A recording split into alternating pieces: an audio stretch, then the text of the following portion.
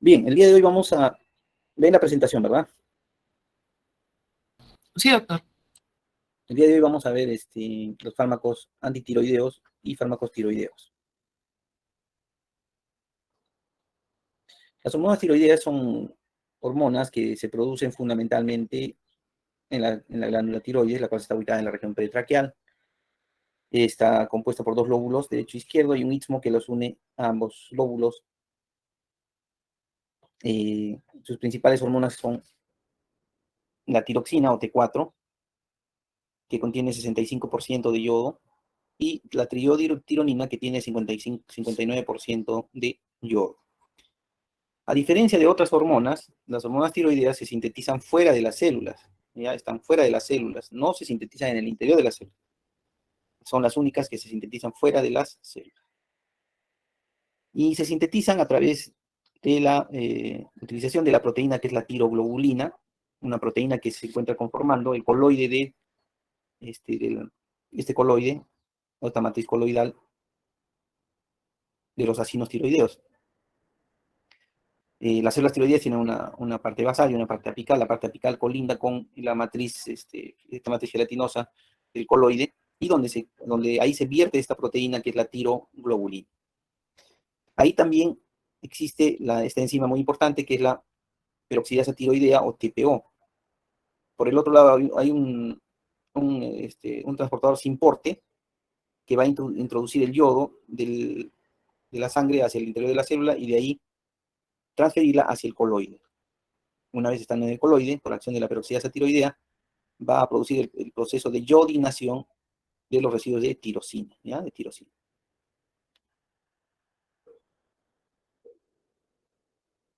El yodo va a ser añadido a los residuos de tirosina en la tiroglobulina. El aminoácido tirosina está en el interior del folículo formando parte de esta proteína que es la tiroglobulina, ¿no? Acá la tenemos nosotros. Cuando los residuos de tirosina se unen de 2 a 2, van a formar finalmente el precursor de la hormona tiroidea. Si esta tiene 3 moléculas de yodo, va a ser la triiodotironina. Pero si tiene, como en este caso, cada residuo de tirosina más 2 moléculas de yodo, entonces vamos a tener la tetrayodo, 1, 2, 3 y 4, tetrayodo tirosina, ¿ya? O tiroxina. Una vez que ha sido sintetizada la tetrayodotironina, las células van a captar pequeñas porciones de la tiroglobulina y las van a endocitar. La van a endocitar y de esta manera van a ser eliminadas hacia la circulación como ya hormonas tiroideas, ¿no? Como la T4. Existen algunos ioduros intratiroideos, por ejemplo el Lugol también, que van a inhibir la proteólisis de la tiroglobulina o de los residuos ya conteniendo hormonas tiroideas. Este aspecto es muy importante para el tratamiento, ¿no? Frenando digamos, el corte de los residuos de tetraiodotironina, entonces va a evitar de que más hormonas tiroideas pasen hacia la sangre. Efecto muy importante que se requiere cuando el paciente sufre de hipertiroidismo, ¿ya? Una vez eliminadas la circulación, T3 y T4 se van a ligar a proteínas plasmáticas y se van a unir a la globulina transportadora de tiroxina, ¿ya? La globulina transportadora de tiroxina, o llamada TBG. Tiroxin binding globulin, ¿no? O globulina transportadora de tiroxina. El metabolismo de las hormonas tiroideas se hace por desiodinación o desyodación a través de una enzima que es la 5-deshiodasa, ¿no? La T4 se produce por monodesyodación del anillo externo, y si sucede desyodación en el anillo interno, nos va a dar la T3 reversa, ¿no? ¿Quiénes inhiben a la 5-deshiodasa? La amiodarona, los beta-bloqueadores, los corticoides, la enfermedad de Graves y la inancisión. Y la T3 reversa también aumenta, ¿no? Todos estos detalles son importantes. ¿Quiénes inhiben a la 5-deshiodasa y evitan obviamente el metabolismo de la tetraiodotiroxina? Muy bien. ¿Cómo es la producción de las hormonas tiroideas?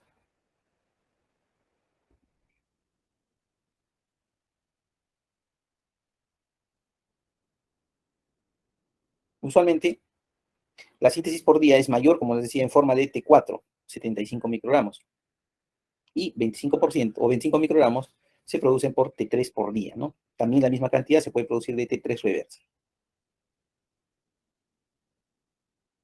El volumen de distribución de T4 es de 10 litros, en cambio la T3 tiene un mayor volumen de distribución. El fondo común extratiroideo de T4 es 854 de T3. La producción diaria ya hemos mencionado. El recambio fraccionado es mayor con la T4, mejor dicho, con la T3 que con la T4. La semivida es 7 días para T4, un día para la T3. Y estas son las condiciones séricas, ¿no? Total 4.8 a 10.4 T4, 60 a 181 nanogramos en el caso de T3. La forma libre es 0.8 a 2.7 T4, 230 a 420 picogramos en el caso de la T3. Ambas se unen fijamente a las proteínas. La potencia biológica es 4 veces la T3 que la T4. Y la absorción oral es 95% en el caso de la T3. ¿Ya? De la T3.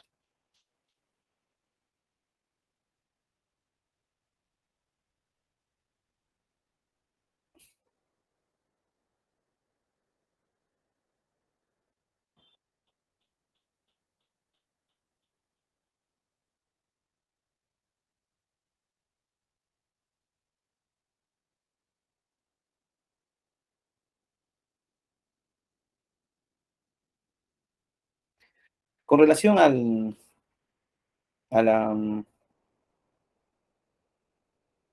al tamizaje, diríamos, o el dosaje tiroideo en el caso de enfermedades, vamos a ver cómo es que se presentan cada uno de ellos, ¿ya?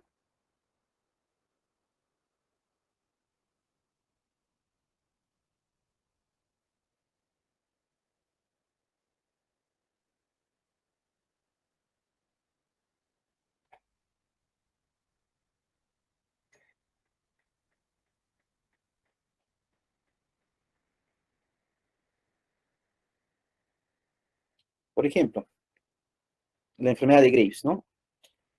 Recuerden que ellos, todo el sistema endocrino se maneja por el sistema de feedback positivo y por el eje hipotálamo, hipófisis, glándulo o órgano blanco, ¿no? En ellos existe justamente las supresiones por el feedback y empezando, ¿no? En el caso de la enfermedad de Graves, que es un estado de hipertiroidismo, entonces va a haber aumento de T4 y T3, por lo tanto la TSH va a ser baja, ¿no? La peroxidasa tiroidea también va a estar elevada, y lo que se puede encontrar es una inmunoglobulina antirreceptor de la TSH. En el adenoma tóxico, de la misma manera, es productor de hormona tiroidea, se comporta como la enfermedad de Graves. El bocio nodular tóxico también, la tiroides subaguda, también la facticia igual, y es lo mismo que el hipertiroidismo inducido por el yodo. En el caso de la tirotoxicosis por T3, más bien solamente salto T3, los demás normal y bajo, ¿no? En el tiroideo pueden estar o no bajos T3 y T4. Pero en general, en los estados de hipertiroidismo, de hiperfunción tiroidea, T3, T4 están bajos, perdón, T3 y T4 están altos, y la TSH está elevada. Esto es lo que les hablaba de la relación del eje hipotálamo-hipófisis tiroides. En el hipotálamo se produce la TRH, que actúa sobre la hipófisis y la hipófisis sobre la glándula tiroides. La producción de T3 y T4 va a producir un feedback negativo en la hipófisis, así como también a nivel del, del hipotálamo, ¿no? Pues como consecuencia podemos tener T3, T4 elevado y TRH bajo. TRH. En el caso del hipotiroidismo, como no hay hormona que suprima esto, entonces vamos a tener TSH elevada y TRH elevada. Cuando se habla de deficiencia en la glándula, se habla de una alteración primaria, secundaria es hipófisis y la terciaria es hipotálamo. El efecto Wolff-Chaikoff es una de las situaciones que se observa en la glándula tiroides, es cuando la concentración de yodo es superior a la ingesta requerida, que va a producir una inhibición a la formación de T4 y de T3. ¿Listo? Normalmente, acá está la actividad de la TPO, va a iodinar los residuos de tirosina y va a producir la liberación de T3 y de T4 con una liberación constante, ¿no? En el efecto Wolff-Chaikoff, ya el simporte yodo-sodio va a trabajar más de lo debido, va a ingresar mayor cantidad de yodo, se va a formar los yodolípidos y la yodolactona, entonces, ¿qué va a inhibir? Va a inhibir la actividad de quién? De la peroxidasa tiroidea. Y obviamente vamos a tener menos producción de T3 y de T4. ¿Ya? Eso es cuando se hace un aporte exagerado, digamos, de yodo que se conoce como el efecto de Volchenkov. Hay estimuladores anormales de la tiroides, sí. En el caso de la tiroides de Hashimoto, ya van a ser generalmente linfocitos TSD8 positivos, autorreactivos contra las células tiroideas, y que van a activar también a células B que se transformen en células plasmáticas productoras de anticuerpos, ¿no? Estas células productoras de anticuerpos se van a fijar también a las células tiroideas y van a producir la autodestrucción. Inicialmente en la tiroides de Hashimoto, como se destruyen los acinos tiroideos, va a haber una liberación masiva de hormonas tiroideas causando un estado de hipertiroidismo. Pero después de ese efecto viene el proceso de destrucción celular y fibrosis de la glándula tiroides. Entonces la va a llevar al estado de hipotiroidismo. En la enfermedad de Graves, aquí más bien por una autoestimulación por pérdida de tolerancia y autoinmunidad, las células B van a transformarse en células plasmáticas productoras de una inmunoglobulina estimulante de tiroides, que se llama la TSI. Esta hormona estimulante de la tiroides es similar a la TSH. Se va a unir al receptor de la TSH y va a inducir un estado de hiperfunción, ¿no? Y que va a condicionar el estado de hipertiroidismo. ¿Ya? Hipertiroidismo.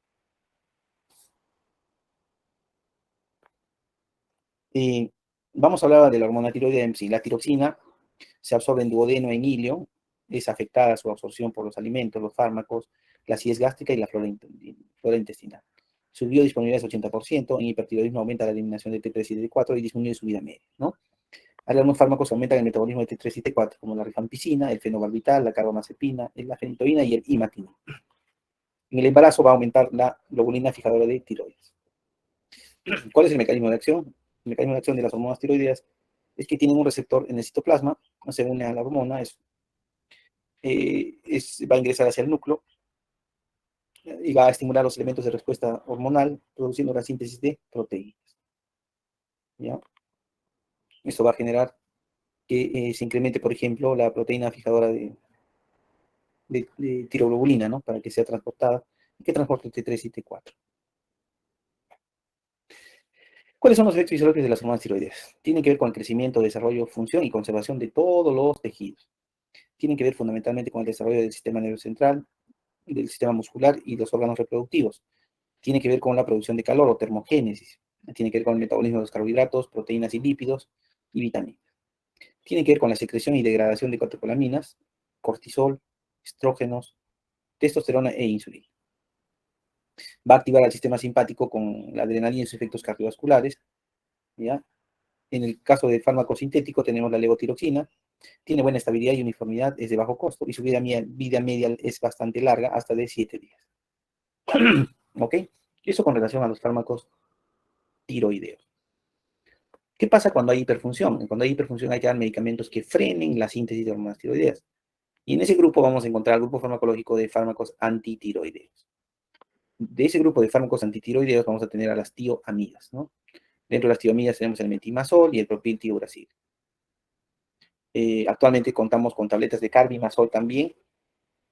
Se transforman en vivo y es 10 veces mayor potencia que el metimazol, ¿no? Dentro de la farmacocinética, también el propiltiuracilo es de absorción rápida en 1 hora.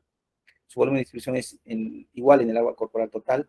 Su tiempo de vida media es 1.5 horas. Es excretada por el riñón como glucuronio en 24 horas. En el caso del metimazol, su absorción es completa, velocidad es variable, se acumula en la tiroides. Su tiempo de vida media es 6 horas y su excreción es más lenta, casi 48 horas. Ambos, propiltiuracilo y metimazol, cruzan la barrera placentaria, llegan a la tiroides fetal. El propiltiuracilo se puede fijar a proteínas, no cruza más la placenta y son excresadas en la leche materna. Dentro de la farmacodinámica tiene mecanismos múltiples, pero se ha visto de que evitan la síntesis hormonal por inhibir las reacciones catalizadas por la TPO y bloquea la organificación del yodo. ¿Ya? También se ha visto que bloquea el acoplamiento de las yodotirosinas. El propiltiuracilo inhibe la desiodinación periférica de T4 a T3.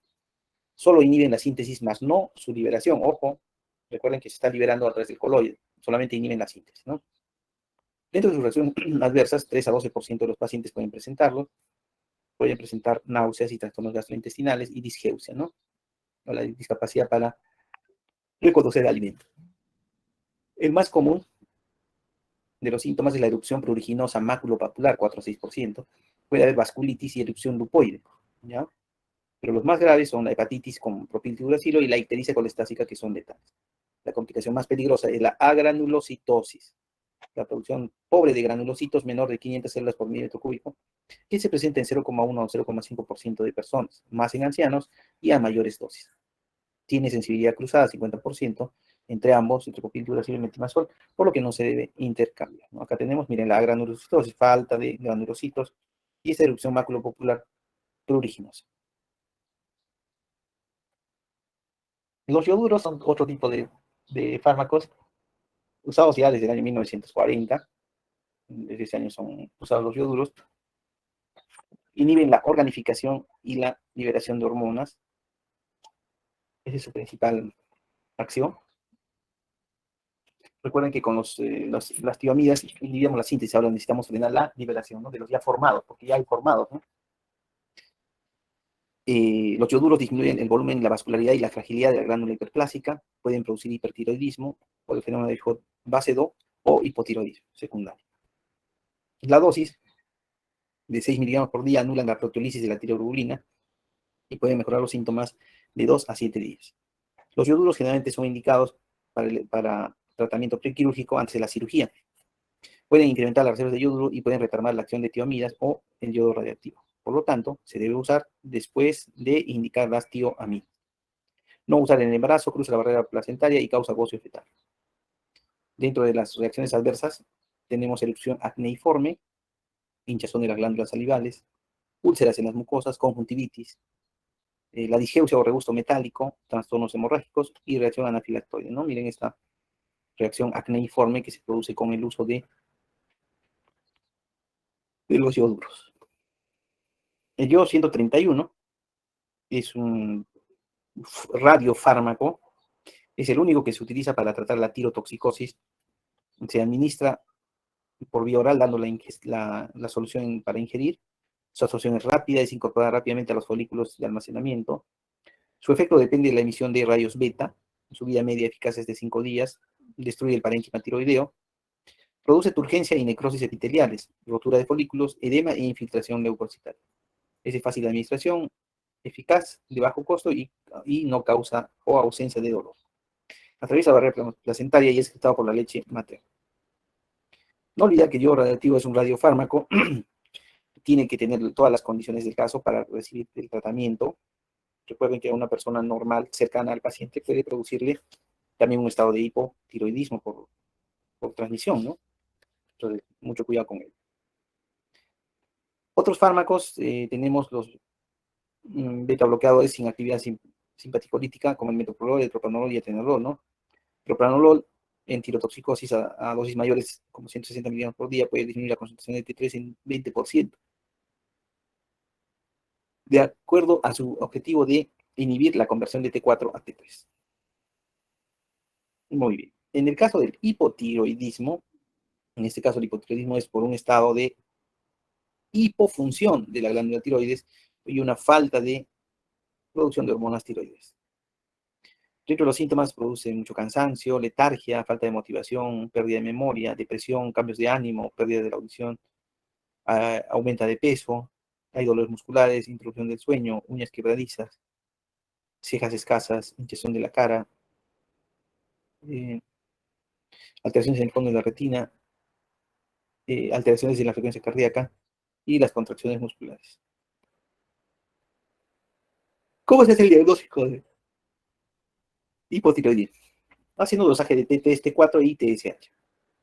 Si este es normal, eutiroidismo. Si la TSH está elevada y la T4 normal, hipotiroidismo subclínico. Si la TSH está elevada y la TL4 es baja, ahí hacemos diagnóstico de hipotiroidismo primario. Si la TSH es normal o baja y la T4 es baja, hipotiroidismo central. Si la TSH es normal alta con T4 alta, ahí podemos hablar de resistencia a hormonas tiroides. En el hipotiroidismo el tratamiento se hace con la terapia de reemplazo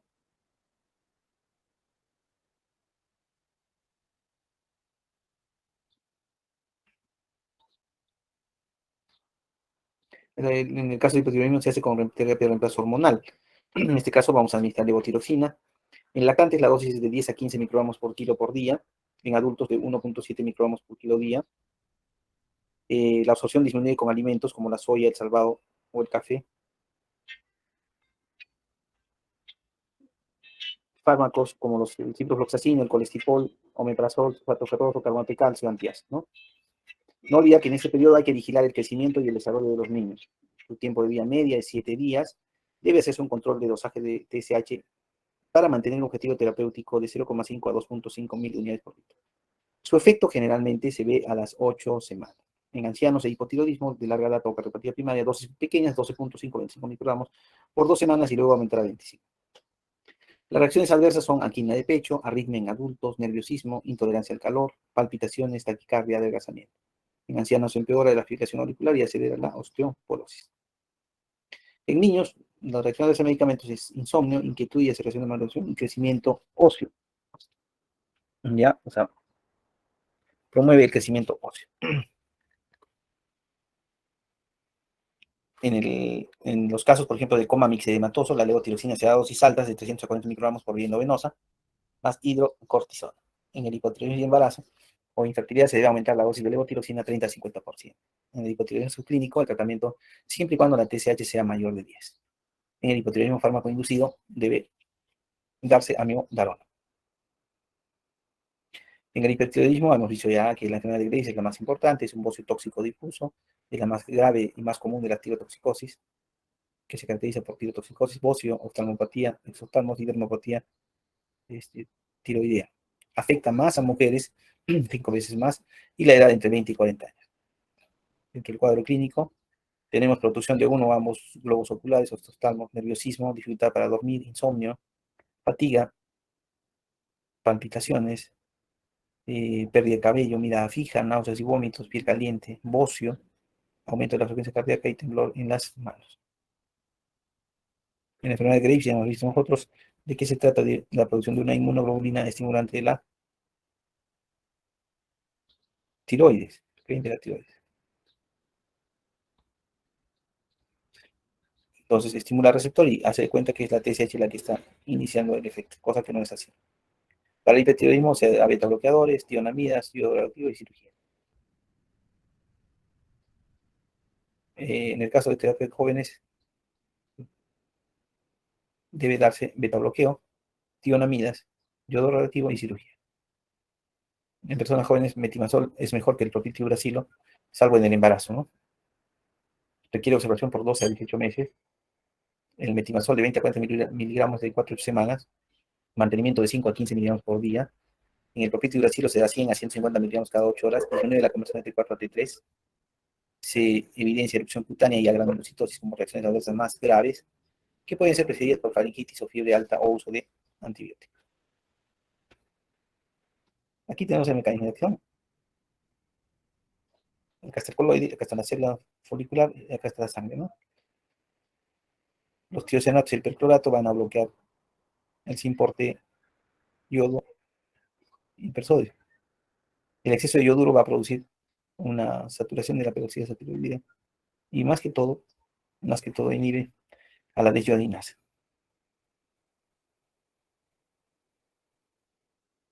Veamos acá también que se bloquea la síntesis proteica y en el caso de propitiura sí va a evitar también la conversión precoz de, de T4 a T3, ¿no?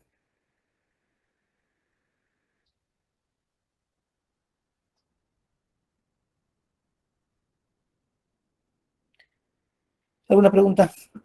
Hasta aquí.